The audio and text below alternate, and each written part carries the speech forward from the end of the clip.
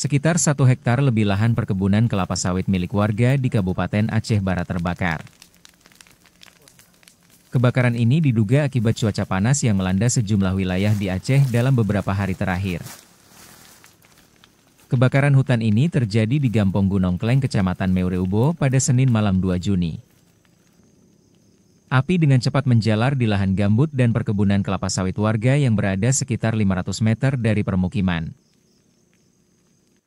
Petugas gabungan bergerak cepat ke lokasi. 2 unit mobil pemadam kebakaran dikerahkan untuk memadamkan api.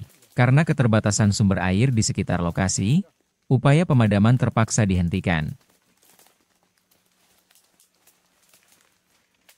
Untuk malam ini beberapa titik sudah berhasil kita padamkan. Ada titik yang masih hidup, namun juga tidak dikhawatirkan lagi seperti dari awal. Itu berapa jauh dari pemukiman warga? Ya, itu yang membuat kami juga memastikan operasi kami hentikan dulu malam ini karena memang api menjauh dari warga.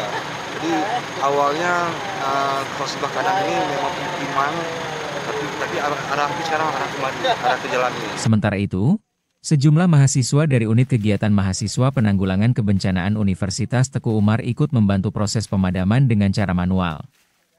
Mereka memadamkan api menggunakan ranting kayu dan dedaunan basah. Atas panggilan jiwa, Bang.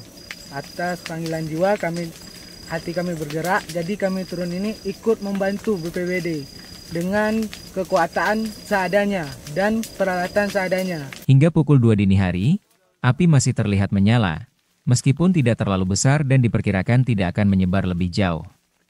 Selasa pagi, petugas gabungan bersama tim BPBD Aceh Barat kembali ke lokasi untuk memastikan bahwa api benar-benar sudah padam.